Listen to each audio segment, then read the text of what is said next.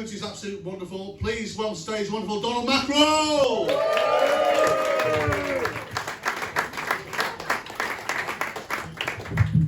Right, fuckers, how's it going? What a lovely welcome to be brought onto the stage to find out that Harry nearly fisted Mrs. Heath.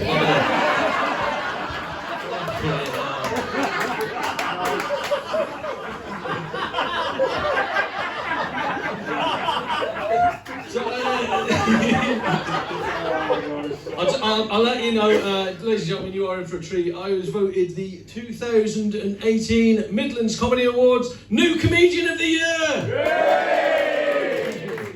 Runner-up.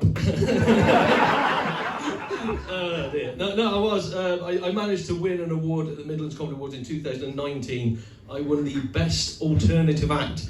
So I think that means I am the alternative to comedy. Ladies and gentlemen, you're in for a fucking treat tonight. No, what I do is, I'll ask Harry. Harry, do you know what an internet troll is? Yeah. Yeah, well, I am an internet troll. It's what I do. I go. Are we all on Facebook, ladies and gentlemen? Yeah. Have you got like a local community group on there? Like I call them the dog shit and pothole groups because that's all that anybody talks about. What's it called? Kidderminster Matters, does it? Who knows?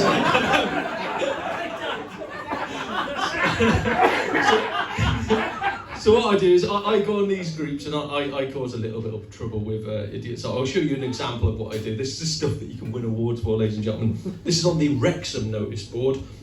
This says, please share, and it's Gillian Davis. It says, I was walking my dog down Queensway past the field and there what looked like two homeless people having sexual intercourse, fully naked, right in plain sight.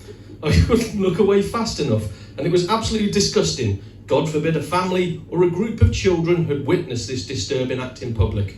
What has Wrexham come to these days? Never in my 70 years have I seen such an act where even passing cars were stopping to look. Oh dear.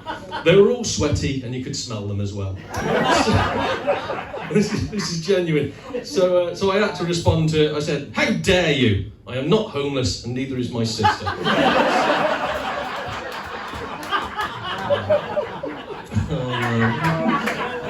This is a good gig, I'm going to like this gig. As you can tell, I'm not from around here, I'm from a place called Shropshire. Do we know Shropshire? Right, have we got anybody in from Shropshire? No, we kill them and eat them, that's what we do to the people of Shropshire. I'm from a place called Whitchurch. Have you heard of Whitchurch? Yes. Oh, cool, right. What's your opinion on Whitchurch? It's a shithole, isn't it? Oh dear. Genuinely, it's lovely to have people that know where it is, because normally I'm gigging where people don't even know where Shropshire is. And this is a genuine story. It happened about 20 years ago, and it perfectly explains Whitchurch for me. 20 years ago, still living at home with my mum and dad. About this time of year, it was late November, run up to Christmas, and I'm getting ready to go out for a drink with my mates. So still living at home with mum and dad, popping my coat on, and I look on my mum and dad's table and see the local paper, the Whitchurch Herald, and the headline just said, local family to be evicted at Christmas. And like my heart sank. I thought, fucking hell, that's absolutely terrible.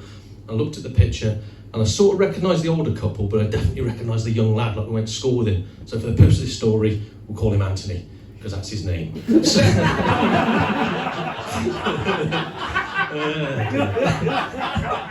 but this is all true. So like reading the story, Anthony was the sole earner in the family. He worked at a local poultry farm. The mum and dad couldn't work because they were disabled, but like Jeremy Kyle disabled, you know. So he was working at this poultry farm. They sacked him on the run up to Christmas. They couldn't pay the bills. They were going to get kicked out. And I thought, fuck, that's absolutely terrible. So I zip my coat up and I walk out to see my mates, get into the pub, see me mate Dad. And he looks at me and goes, "You right, Donald?" And I went, No, not really, mate. He said, Why not? I said, "Oh, have you heard about Anthony?" He said, "Oh yeah, bad that is, isn't it?" I go, "Yeah, it is bad, you know, sacking a lad on the run up to Christmas."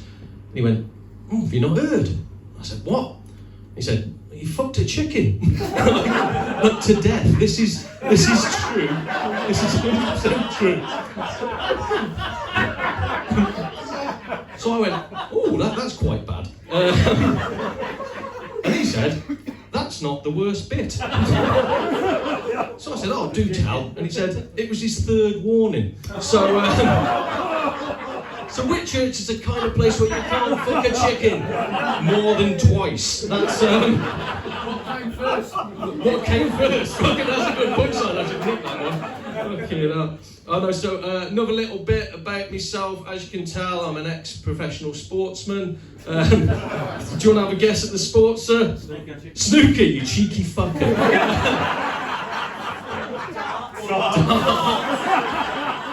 No, quite obviously, I'm an ex-semi-professional basketball player. So, you fucking. No, I am genuinely. I used to be, and I played for many years. Retired when I was 27 because my knees started to give out. But I got a call off. This is again true. Got a call off me mate, 34 years of age. Gives me a call and he says like, "Mate, do you still play?" And I said, "No, not really. Why?" He said, "Oh, I've got a team, and we really need a good point guard. Do you reckon you can come and play for us?" I said, "Oh, I'm not really interested." He went, "Mate, it's in the North Wales Premier Division." I was like, "Fucking hell, that sounds cracking. Yeah. Sign me up." So anyway, I get there. The team was called Mould Magic, ladies and gentlemen, which sounds like a fucking kitchen cleaner. And to be honest, I'd rather inhaled kitchen cleaner than play for that team. But I said to him, let's have a look at the fixtures then. And I just noticed there was like 6 teams. And I goes, "Oh, fucking hell, you've only got 6 teams in the league." And he went, yeah. He goes, "But we finish in the top 5 every year." And I went, "Wow." So you're not the fucking worst, brilliant. And I was like, "So this is the North Wales Premier, yeah? So what happens if we do come 6th? And he went, "Wow, there is no other league." "How can you have a fucking Premier League?" There's no other league. So yeah, sacked basketball off again, did that for a couple of years, but sacked it off. More facts about me, something you might struggle to understand. I'm not exactly what you call a ladies' man. As you can see, I wear Lidl own brand trainers. That's just to scare the women off. I have to wear them because I've only got little feet. Hey!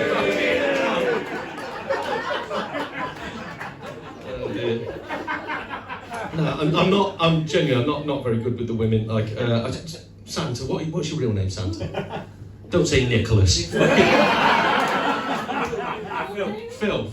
It's his middle name. Phil Santa. I tried doing that one year, I got arrested. Oh dear. So Phil, right, we're gonna talk sex now. We're gonna talk sex. So I was 21 when I lost my virginity. Do you remember your first time at all? Yeah. Would you say it was quite an awkward moment? No. Where is she now then? Fucking. What was that? Brighton, fuck me, so she proper fucked away, didn't she? Right, well, I'll tell you, mine was awkward as shit. But imagine your first time, yeah? Imagine getting caught by your mum. Yeah, man. Like, I didn't even think she'd wake up, to be honest.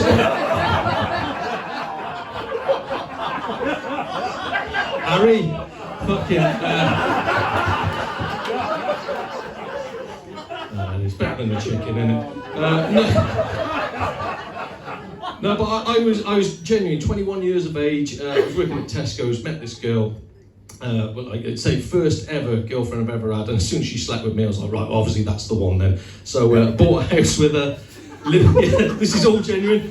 Bought a house with her, lived with her for nearly 11 years, and then one day she just wakes up and says, "I don't love you anymore. Get out my house." I was like, "Oh fucking hell!" So found myself, as I say, 34 years old, no house, no job, no real friends anymore, and I don't want to glamorise this. I did something I'm not proud of. I hope nobody else has to go through this. I joined Tinder. Has anybody else had to go at online dating?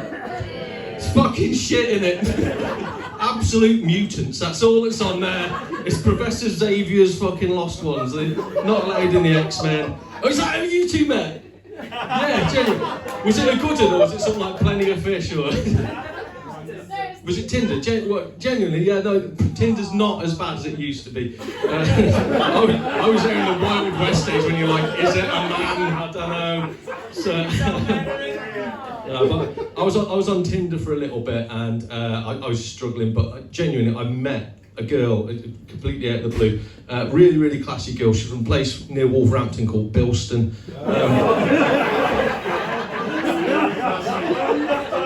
She was classy as fuck, man. Genuinely, I'm not even joking. Right, she was a lawyer. Well, she said she did a lot of soliciting, so I think that's the same. So So I said, I'd been in a relationship for 11 years, I'd got no sexual experience before this, didn't really know what to do. I thought sex happened quarterly. I thought it was like birthdays, Christmas, that was pretty much it. But no, this girl, she said like, oh, for our first date, if you want, you can just take me somewhere I've never been before. So, I tried to book her into Weight Watchers, but...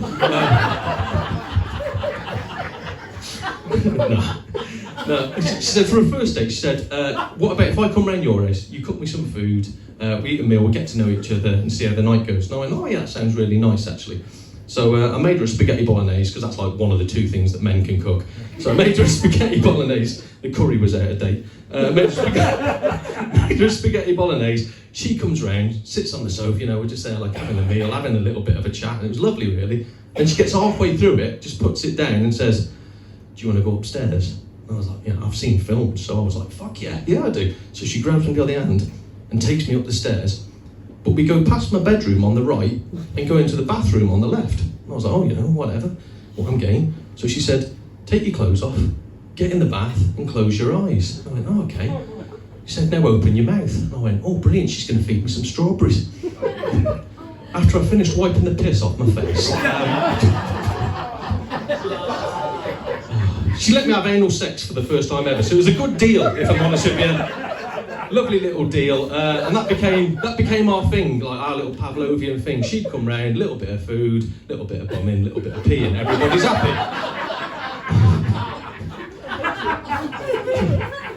Gets to the fifth date now, and we're not even doing the food now, we're just straight up the stairs. Fifth date, I get in the bath, I assume the position, and I just feel... No, I don't know if you've ever tried to push poo down a plug hole with your toe. I look up and she's crying her eyes out. I was like, what the fuck are you crying for? You just shit on me. And she said, well, you're not going to have sex with me now, are you? And I was like, oh, you've misunderestimated me. Oh dear. So that relationship fizzled out, genuinely did. And I spent about, another 3 or 4 years in the wilderness, couldn't really date anybody. And then something miraculous happened. Because, again, you said you met on Tinder. Did either of you two have what they call bots, like fake profiles? Yeah, every now and then. Yeah, and they always look like fucking supermodels, don't they? Yeah, so this supermodel gets in touch with me like, hi, I'd like to meet you. I was like, fucking scam, they're just after my bank details. But it was really persistent, and it didn't seem to, it didn't look like a robot. So I was like, oh, this is really, really weird. It was a lovely Polish girl who is now my partner, ladies and gentlemen. Been together for 3 years. But no, and genuinely, she's the most wonderful person on the earth. I can't understand how I managed, fucking look at me, and genuinely, she looks like a supermodel. I couldn't work out why she'd want to be. It was about 2 weeks before Brexit. I've got no idea.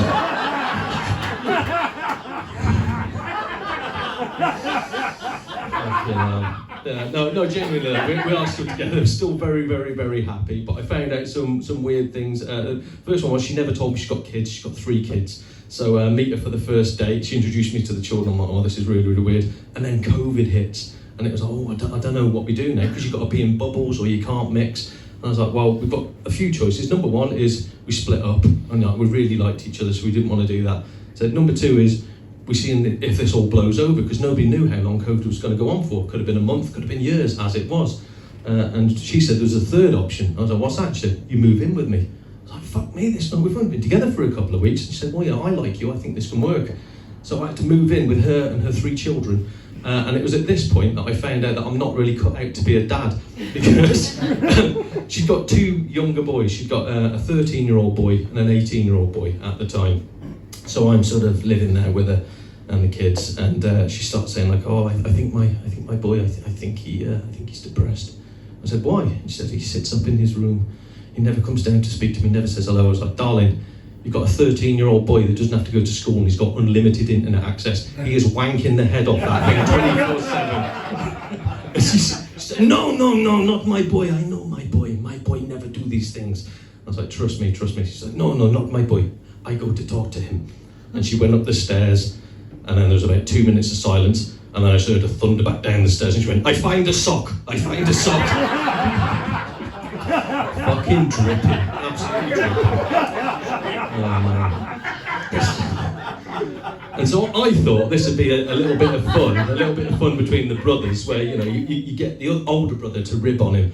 So when the older brother Gratian came home, we were like, oh, guess what we found out today? And he was like, what? And I went, found out your brother's been wanking in his room. He goes, what? I was like, yeah, your mother found a sock. He goes, oh, disgusting. He masturbates in his bedroom. I went, yeah. He goes, oh, when I want to do it, I go in your shower. Okay, no. Didn't shower for over a year. That was grim. But I'll tell you some genuine things, reasons why I love my missus. I'll probably end on these. The first one would be, there's a good friend of mine, a comedian called Richard Dadd. He lives in Birmingham Centre, and he's a kind man. He sent me a letter. He said, I know your partner's Polish. He said, I had an incident the other day. I was in Tesco's, and as I was queuing up to pay for stuff, the guy in front of me lives in the flat opposite, and there was just him and his little boy there. They've got the daily essentials like bread, milk, eggs, that sort of stuff. So he gets to the counter, and the woman said like £7.60 something, and this guy just bursts into tears. He'd obviously got no money and didn't really know what to do. So my friend just said, oh, it's okay, I've got this, and pulled a tenner out, and he said like, yeah, I'll pay for that, you keep the change, mate. And this Polish guy, again, didn't really speak English, didn't understand anything, but he's just thanking him, tears in his eyes. So he said, so what I've done is I've written something. I wouldn't mind if your missus could just take a look at it for me. I said, yeah, sure. So the message said, you might be new to this country, you might not speak the language, but you're never alone. If you feel that you can't afford food, there's food banks out there. And if you can't afford to pay your rent, the council will help you. And if you ever feel alone and you want someone to talk to, I'm literally just over the road. Please, you are never alone. So I showed this to my partner and said, so does that make sense to you? And she looked at it and went, no, because he'd used Google Translate, you see. I said, well, no. And I said, well, what should it say? And she goes, get a fucking job. 100% genuine. But I'll leave you on this again is a true thing. I come across as like a little bit of a jack the lad. I'm quite like a caring lad. And so I wanted to try and learn a little bit of Polish. It's a really tricky language. I don't know if you've ever tried to learn it. But we were going to Poland, and we didn't have enough time, so I just said, like, at least just tell me how to say, sorry, I'm English. So if someone tries to talk to me in Polish, at least using their dialect, I can go, sorry, I'm English. So she said, oh, it's jestem szczegół. So I practiced it for ages. We go from Birmingham Airport, fly it to Poland, get to check the passports in, and this guy starts speaking to me in Polish, so I hold out my passport and just go, jestem szczegół. And there was about 2 seconds of silence before everybody just started pissing themselves fucking laughing. And I said, well, what did I just say? And he goes, oh, you say, I am a retard.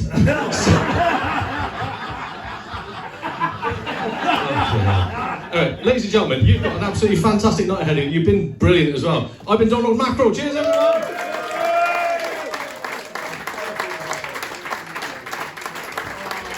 Wonderful stuff. Did you enjoy that? I know this missus, she's absolutely wonderful, right? The one time we were at a gig and she turned around to me and she went, Oxy, you're always going on about being Chinese, Chinese this, Chinese that. You're not even full-time. I was like, full-time, I love that whole thing. Yes, so you met on Tinder. How did you guys meet?